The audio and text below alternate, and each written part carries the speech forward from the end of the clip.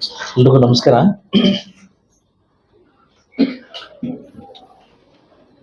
ವೇದಿಕೆ ಮೇಲೆ ಹಾಸನರಾಗಿರ್ತಕ್ಕಂಥ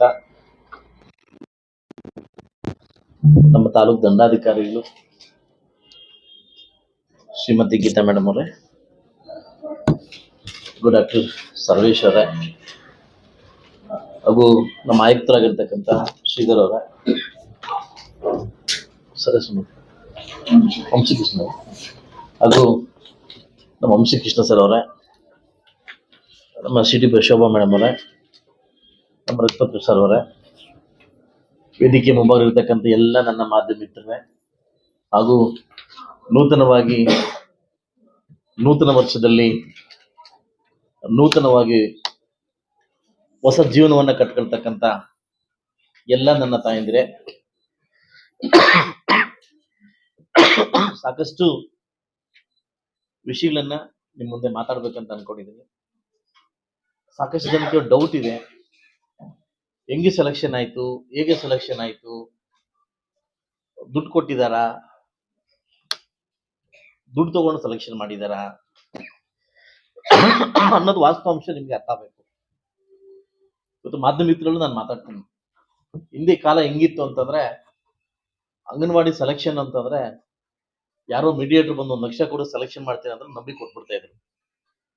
ಬಹುಶಃ ತಾವ್ ಯಾರಾದ್ರೂ ಕೊಟ್ಟಿದ್ರೆ ಇಸ್ಕೊಳ್ಳಿ. ಯಾವುದು ದುಡ್ಡಿಂದ ಸೆಲೆಕ್ಷನ್ ಮಾಡಿಲ್ಲ ನಾವು. ತುಂಬಾ ಪ್ರಾಮಾಣಿಕತೆಯಿಂದ ದೇವರು ಮೆಚ್ಚೋ ತರ ಕೆಲಸ ಮಾಡಿದ್ವಿ. ನಿಮ್ಗೆ ಒಂದು ಮಾಹಿತಿ ಗೊತ್ತಿರ್ಲಿ, ನನ್ನ ಸ್ವಂತ ಚಿಕ್ಕಮ್ಮನ ಮಗಳು ಇದಕ್ಕೆ ಅಪ್ಲೈ ಮಾಡಿದ. ಅವಳಿಗೆ 317 ಮಾರ್ಕ್ಸ್. ಅದೇ ಊರಲ್ಲಿ ಇನ್ನೊಬ್ಬ ಹೆಣ್ಮಗಳು ಮಾಡಿದಾಳೆ 348 ಮಾರ್ಕ್ಸ್. ನನ್ ಮುಂದೆ ಬಂದಿದೆ. ನಾನು 317 ಮಾಡಲ್ಲ, 348 ಮಾಡಲ್ಲ. 300 ನನ್ನ ತಂಗಿ ಅಲ್ವಾ, ಸ್ವಂತ ಚಿಕ್ಕಮ್ಮನ ಮಗಳು, ನನ್ನ ತಂಗಿ ಅಲ್ವಾ. ನಾನು ಫಸ್ಟ್ ಎತ್ತು ಇದು ಮಾಡುವಂತ 348 ಮುಂದೆ ಹಾಕಿದ್ವಿ. ಯಾಕೆ ಹೇಳಿ? ಆ ಪ್ರಾಮಾಣಿಕತೆ ಏನಾದ್ರೂ ನಾವು ನಮ್ಮ ತಾಲೂಕಲ್ಲಿ ಇಲ್ಲದೆ ಇದ್ರೆ ಇಡೀ ನಮ್ಮ ಕುಲವನ್ನ ನಾವು ಕೆಡಿಸ್ತೀವಿ. ಬಹುಶಃ 5 ದಿವಸ ಅವ್ರು ಮಾತಾಡಿಲ್ಲ ನನ್ನ ಜೊತೆ, ಪರವಾಗಿಲ್ಲ, ವರ್ಷಕ್ಕೊಂದ್ಸಲ ಬರ್ಲೇಬೇಕು. ನಾನು ಸಾಕಷ್ಟು ಜನ ಲೀಡರ್ಸ್ ಫೋನ್ ಮಾಡಿ ಮಾಬಿಡ್ನಿಶಾಯಿ ಯಾರು ಅಲ್ಲ, ಸತ್ಯ ಮಾತಾಡ್ತೀನಿ. ನಾನು ಅವಾಗ ಅರ್ಥ ಮಾಡಿಸ್ದೆ ಅವ್ರಿಗೆ. DC ಮುಂದೆ, ನನ್ ಮುಂದೆ ಮತ್ತು ಸುದೀಪ್ ಅವ್ರ ಮುಂದೆ ಅಪ್ಲಿಕೇಶನ್ ಬರ್ತವೆ. ಇರ್ತಕ್ಕಂಥ ಮಾರ್ಕ್ಸ್ ನಾವು ಚೆಕ್ ಮಾಡಿ ಪಕ್ಕಿಡ್ತೀವಿ. ಕುಲಂಕುಷ ಡಾಕ್ಯುಮೆಂಟ್ ಚೆಕ್ ಮಾಡಿದ್ದಾದ್ಮೇಲೆ, ದಾಖಲಾತಿ ಚೆಕ್ ಮಾಡಿದ್ದಾದ್ಮೇಲೆ ಅವ್ರನ್ನ ಸೆಲೆಕ್ಷನ್ ಮಾಡ್ತೀವಿ. ಸಪೋಸ್ ಎಕ್ಸಾಂಪಲ್ ಏನಾದ್ರು 1, 2, 3 ಕಡಿಮೆ ಮಾರ್ಕ್ಸ್ ಇತ್ತು ಅಂತಂದ್ರೆ ಅದು ನಮ್ಮ ಕಡೆಯಿಂದ 5 ಮಟ್ಟ ಕೊಟ್ಟು ಅವ್ರನ್ನ ಗ್ರೇಸ್ ಮಾಡ್ಬೋದು. ಹಿಂಗ್ ಸೆಲೆಕ್ಷನ್ ಮಾಡೋ ಪದ್ಧತಿ ಅಂತ. ಯಾವ ಕ್ಯಾಸ್ಟ್ ಅಂತ ನೋಡಿಲ್ಲ ನಾವು, ಯಾವ ಜಾತಿ ಅಂತ ನೋಡಿಲ್ಲ, ಯಾವ ಪಕ್ಷ ಅಂತ ನೋಡಿಲ್ಲ. ಪ್ರಾಮಾಣಿಕತೆ ನನ್ನ ತಾಯಂದ್ರಿಗೆ ಏನ್ ಸಿಗ್ಬೇಕು ಸಿಗ್ಲೇಬೇಕು ಅಂತ ಇದನ್ನ ನಾವು ಮಾಡಿದ್ದು. ಒಂದು ವೇಳೆ ಯಾರೋ ನಿಮ್ಮವ್ರ ಡ್ಯೂಟಿ ಕೊಡ್ಸಿದ್ರು, ನಮ್ಮವ್ರ ಡ್ಯೂಟಿ ಕೊಡ್ಸೋದು ಭ್ರಮೆ, ಅದೆಲ್ಲ ಸುಳ್ಳು. ಇನ್ ಮುಂದೆ ಅವೆಲ್ಲ ನಡೆಯಲ್ಲ ತಾಲೂಕಲ್ಲಿ. ದುರಂತ ಏನು ಅಂತಂದ್ರೆ, 4 ಹೋಲ್ಡ್ ಮಾಡಿದೀವಿ, 4 ಜನ ಹೋಲ್ಡ್ ಮಾಡಿದ್ವಿ. ಸೆಲೆಕ್ಷನ್ ಆಗಿದೆ, ಹೋಲ್ಡ್ ಮಾಡಿದೀವಿ, ಡೂಪ್ಲಿಕೇಟ್ ಡಾಕ್ಯುಮೆಂಟ್ ಹಾಕಿದ್ದಾರೆ. ಸೆಲೆಕ್ಷನ್ ಮಾಡಿದಾದ್ಮೇಲೆ ಒಂದು ಎತ್ಕೊಂಡೆ ನಾನು. ಒಂದು ತಾಯಿ ಹೆಸರು ಹೇಳೋದು ಬೇಡ, ಎತ್ಕೊಂಡೆ. ಸೇಮ್ ಅಡ್ರೆಸ್ ಅವರು ಅಂಗನವಾಡಿ ಮೇಡಮ್ಗೆ ಹಾಕಿದ್ದಾರೆ.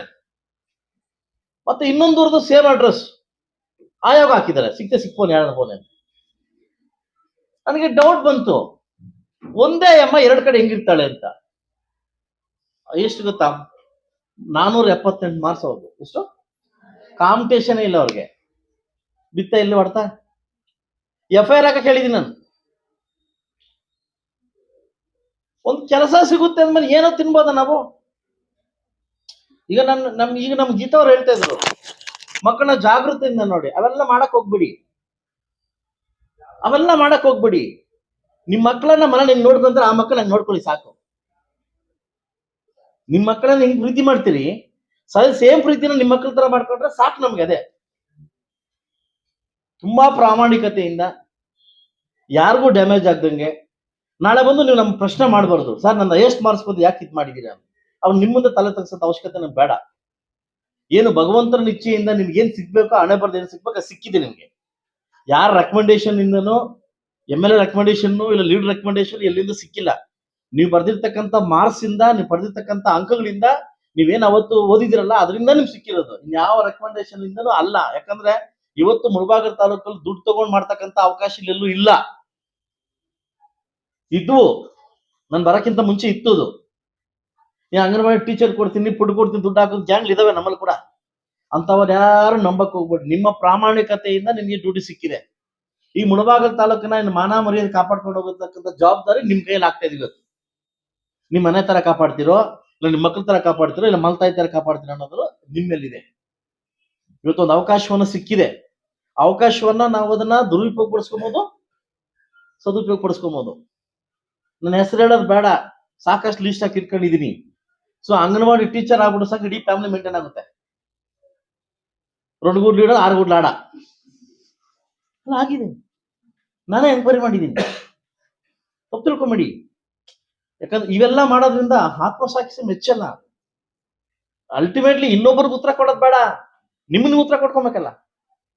ನಾಳೆ ದಿವಸ ನಾವು ಪರಾಮರ್ಶೆ ಮಾಡ್ಕೊಬೇಕಲ್ವಾ, ಆತ್ಮಸಾಕ್ಷಿನ ಮಾಡ್ಕೊಬೇಕಲ್ವಾ. ಆ ಕೆಲಸಕ್ಕೆ ಯಾವತ್ತೂ ಹೋಗ್ಬೇಡಿ. ಇವತ್ತು ಒಳ್ಳೆ ಒಳ್ಳೆ ಒಳ್ಳೆ ಕಾರ್ಯಕ್ರಮ ಸರ್ಕಾರದಿಂದ ಬರ್ತವೆ. ಒಳ್ಳೆ ಸ್ಯಾಲರೀಸ್ ಇವತ್ತು ಏಪ್ರಿಲ್ ಹೈಕ್ ಮಾಡ್ಬೇಕಂತ ಗಲಾಟೆ ಮಾಡ್ತಾ ಇದೀವಿ. ಅಂಗನವಾಡಿ ವರ್ಕರ್ಸ್ಗೆ ಮತ್ತು ಟೀಚರ್ಸ್ಗೆ ಒಳ್ಳೆ ಸಂಬಳ ಕೊಡ್ಬೇಕಂತ ಸೆಷನ್ ಗಲಾಟೆ ಮಾಡಿದ್ವಿ. ಏಪ್ರಿಲ್ ಟೈಮ್ ತಗೊಂಡಿದ್ದಾರೆ.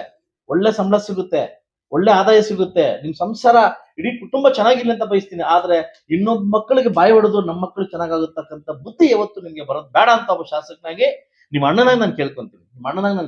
ಯಾವತ್ತು ಆ ಕೆಲಸ ನಾವು ಮಾಡೋದು ಬೇಡ ಅಂತ ಒಬ್ಬ ನಿಮ್ಮ ಬ್ರದರ್ ಆಗಿ, ನಿಮ್ಮ ಅಣ್ಣನಾಗಿ ನಾನು ಕೇಳ್ಕೊಂತೀನಿ. ಯಾಕಂದ್ರೆ ನನ್ನ ತಾಲೂಕಲ್ಲಿ ಸುಭದ್ರವಾಗಿರ್ಬೇಕು, ನನ್ನ ತಾಲೂಕು ಚೆನ್ನಾಗಿರ್ಬೇಕು. ಹಗಲು ರಾತ್ರಿ ಕನಸು ಕಾಣ್ತಾ ಇದ್ದೀನಿ ನನ್ನ ತಾಲೂಕು ಚೆನ್ನಾಗಿರ್ಬೇಕಂತ. ಸೊ ಬಹುಶಃ ಮುಂದೊಂದು ದಿವಸ ನನ್ನ ತಾಲೂಕು ಒಂದು ಉತ್ತಮವಾಗಿ ಅಭಿವೃದ್ಧಿಗೋಸ್ಕರ ಮುಂದೆ ಹೋಗ್ತಾ ಇದೆ. ಯಾವ ರೆಕಮೆಂಡೇಶನ್ ಇಂದನೋ ಯಾವ ಇದ್ರಲ್ಲೂ ನಿಮ್ಮನ್ನ ಆಯ್ಕೆ ಮಾಡಿಲ್ಲ.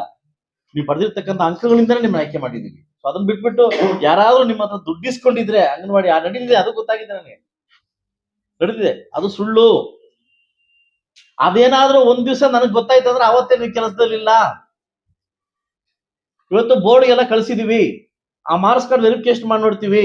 ನೀವು ಕೊಟ್ಟಿರ್ತಕ್ಕಂಥ ಮಾರ್ಕ್ಸ್ ಕಾರ್ಡ್, ಬೋರ್ಡ್ ಇಂದ ಮಾರ್ಕ್ಸ್ ಕಾರ್ಡ್ ಕರೆಕ್ಟ್ ಆಗಿದ್ರೆ ಮಾತ್ರ ನಿಮಗೆ ಡ್ಯೂಟಿ.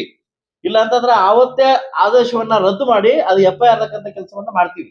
ಯಾಕೆ ಹೇಳಿ, ಮುಂದೆ ಯಾರು ಆ ಕೆಲಸ ಮಾಡಕ್ ಹೋಗ್ಬಾರ್ದು. 44 ಜನ ವರ್ಕರ್ಸ್ ಮತ್ತು 10 ಜನ ಮೇಡಮ್ ಸೆಲೆಕ್ಷನ್ ಮಾಡಿದ್ವಿ. 14 ಜನ ಮಾಡ್ಬೇಕಾಯ್ತು, 4 ಜನ ಹೋಲ್ಡ್ ಮಾಡಿದೀವಿ. ಯಾಕೆಂದ್ರೆ ನನ್ಗೆ ಯಾಕೆ ಅವ್ರ ಮೇಲೆ ಡೌಟ್ ಬರ್ತದೆ. ಎನ್ಕ್ವೈರಿ ಎಲ್ಲ ಆದ್ಮೇಲೆ, ಕ್ಲಿಯರ್ ಆದ್ಮೇಲೆ ಅವ್ರಿಗೆ ಆದೇಶ ಪತ್ರವನ್ನ ಕೊಡ್ಬೇಕಾಗ್ತದೆ. ಯಾವುದೇ ಕಾರಣಕ್ಕೂ ವಿತೌಟ್ ಮೈ ಪರ್ಮಿಷನ್ ಕೊಡಕ್ ಹೋಗ್ಬಿಡಿ. ಎನ್ಕ್ವೈರಿ ಆಗಿ ಬರ್ಲಿ. ಯಾಕಂದ್ರೆ ಇವ್ರಿಗೊಂದ್ ನ್ಯಾಯ ಅವ್ರಿಗೊಂದ್ ನ್ಯಾಯ ಮಾಡ್ತಕ್ಕಂಥ ನಂಗೆ ಯಾಕೋ ಮಾರ್ಕ್ಸ್ ಕಾರ್ಡ್ ಮೇಲೆ ಡೌಟ್ ಬರ್ತದೆ. ಆ ಮಾರ್ಕ್ಸ್ ಕಾರ್ಡ್ ಕ್ಲಿಯರ್ ಆಗ್ಲಿ, ಮತ್ತೆ ಆದೇಶವನ್ನು 4 ಜನ ಕೊಡೋಣ. ಅವ್ರಿಗೇನ್ ಕೊಡಲ್ಲ ಅಂತ ಹೇಳ್ತಾ ಇಲ್ಲ. ಎನ್ಕ್ವೈರಿ ಆಗಿ ಬರ್ಲಿ ಫಸ್ಟ್. ಎನ್ಕ್ವೈರಿ ಆಗಿ ಬಂದಿದ್ದಾದ್ಮೇಲೆ, ಯಾಕೆ 2 ಮಾರ್ಕ್ಸ್ ಕಾರ್ಡ್ ಹಾಕೋ ನಂಗೆ ಡೌಟ್ ಆಗ್ತದೆ ಏನಂತ. ಸೊ DC ಅವರಿಬ್ರು ನಾವಿಬ್ರು ಬದಾಕಿದ್ವಿ ಅದು ಎನ್ಕ್ವೈರಿಗೆ ಹೋಗ್ಬೇಕಂತ. ಅದಾದ್ಮೇಲೆ ಕೊಡಿ ಅಂತ ಕೇಳ್ಕೊತೀನಿ. ಎಲ್ಲ ನಮ್ ಸಾಕಷ್ಟು ವಿಷಯಗಳನ್ನ ನನ್ನ ಎಲ್ಲ ಅಧಿಕಾರಿಗಳು ಮಾತಾಡಿದ್ದಾರೆ. ದಯವಿಟ್ಟು ಅರ್ಥ ಮಾಡ್ಕೊಳ್ಳಿ.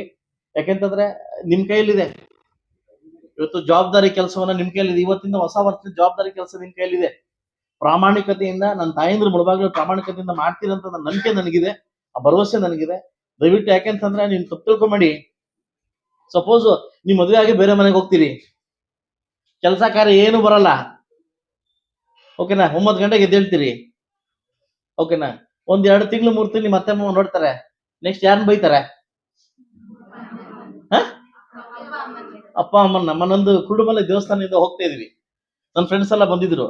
ಕುರುಡುಮಲೆಯಿಂದ ತಾವರೆಕೆರೆಗೆ ಹೋಗ್ತಾ ಇದೀವಿ, ಊಟ ಮಾಡೋಣ ಅಂತ ಹೋಗ್ತಾ ಇದೀವಿ. ಅವ್ನ MLA ಅಂತ ಮರ್ತೋಗೋ ನನ್ನ ಫ್ರೆಂಡ್. ಅವ್ರು ನೋಡೋದು ಆಗ್ತದೆ, ಯಾಕೆ ಕಿತ್ತೋಗಿದ್ ನನ್ ಮಗನ MLA ಅಂತ ಹೇಳ್ತಾವ. ಪಕ್ಕದಲ್ಲಿ ನಾನೇ ಇದನ್ ಕಣೋ ಅಂತಂದೆ. ಯಾಕೆ ಹೇಳಿ, ಯಾರಾದ್ರೂ ರೋಡ್ ಚೆನ್ನಾಗಿಲ್ಲ ಅಂದ್ರೆ ಯಾರನ್ನ ಬೈತಾರೆ? ಚೆನ್ನಾಗಿಲ್ಲ ಅಂದ್ರೆ ಯಾರನ್ನ ಬೈತಾರೆ? ನನ್ನ ಬೈತಾರೆ, ಹೌದಲ್ವಾ? ನಾಳೆ ನೀವು ಕೆಟ್ಟ ಕೆಲಸ ಮಾಡಿದ್ರೆ ಯಾರನ್ನ ಬೈತಾರೆ? ನನ್ನ ಬೈಯೋದು. ತಾಲೂಕಲ್ಲಿ ಯಾರೇ ತಪ್ಪು ಕೆಲಸ ಮಾಡಿದ್ರೆ ನನ್ನೇ ಬೈಯೋದು, ಒಳ್ಳೆ ಕೆಲಸ ಮಾಡಿದ್ರೆ ನನ್ನೇ ಬೈಯೋದು. ಸೊ ಅದರಿಂದ ಒಳ್ಳೆ ಕೆಲಸ ಮಾಡ್ಬೇಕು, ಕೆಟ್ಟ ಕೆಲಸ ಮಾಡ್ಬೇಕು ಅನ್ನೋದನ್ನ ಜವಾಬ್ದಾರಿ ನಿಮ್ ಬಿಡ್ತೀವಿ. ಅದರಿಂದ ಎಲ್ಲ ನನ್ನ ಅಕ್ಕಂಗಿರ್ತಾ ಇದ್ರು ಪ್ರಾಮಾಣಿಕತೆಯಿಂದ ವರ್ಕ್ ಮಾಡಿ. ನಾನು ಒಂದಂತೂ ಮಾತು ಹೇಳ್ತೀನಿ ನೋಡು, ಕರ್ಮ ಇದೆಯಲ್ಲ, ನಾವ್ ಹಾಕಿದ್ ನಾವೇ ತಿನ್ಬೇಕು. ಮೊದಲು ಹೇಳ್ತಾ ಇದ್ರು ನೀ ಬಿಡ್ಲಂದ್ ಬಿಗಿಸ್ತಾರಪ್ಪ, ಹೌದಾ? ಹಿಂದೆ ಕಾಲ ಅಂತಿದ್ರು ಏನಂತ, ಇವ್ರು ಮಾಡೋ ಕೆಲಸ ಇವ್ರು ಮಕ್ಳನ್ನ ಅನ್ಭೋಗಿಸ್ತಾ ಇದ್ರ. ದೇವ್ರಾಣಿಗಲ್ಲ, ನಾವ್ ಮಾಡಿದ್ ನೆಕ್ಸ್ಟ್ ಮಂತ್ ಅನ್ಭೋಗಿಸ್ಬೇಕು. ಅದಕ್ಕೆ ಮಾಡಕ್ಕಿಂತ ಮುಂಚೆ ಎಷ್ಟು ಮಾಡ್ಕೋ, ಕೆಟ್ಟದಾಗ್ಬೇಕ ಒಳ್ಳೇದಾಗ್ಬೇಕಂತ ಎಷ್ಟು ಮಾಡ್ತೀವಿ. ಯಾವತ್ತಾದ್ರೂ ನೀವು ನೋಡಿದೀರಾ ರಾಗಿ ಹಾಕಿ ಭತ್ತ ಬಂದಿರೋದು?